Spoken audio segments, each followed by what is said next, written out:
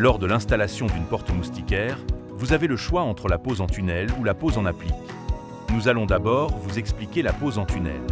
Mesurez la largeur à 3 points différents entre les cadres de porte et prenez la plus petite mesure.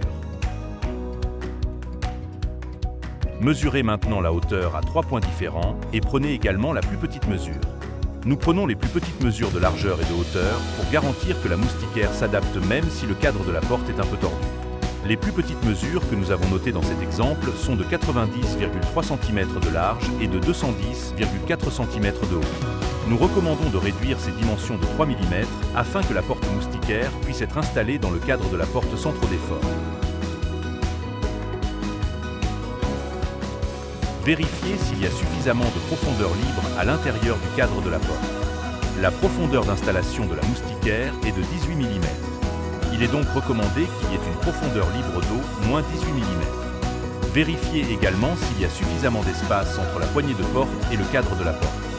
Les cadres de 35 mm de large de la moustiquaire doivent s'insérer entre les deux. Avec les portes standards, vous n'avez pas à vous soucier des poignées de porte qui dépassent vers l'avant.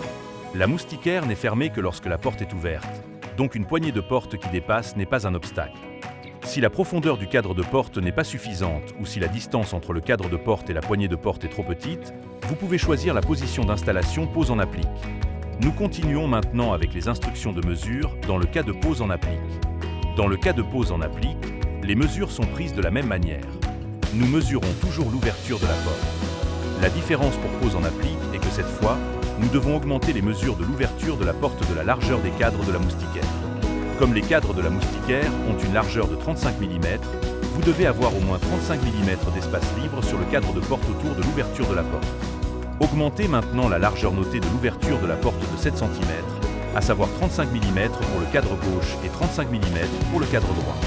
Une augmentation unique de 35 mm de la hauteur est suffisante, à savoir uniquement pour la partie supérieure.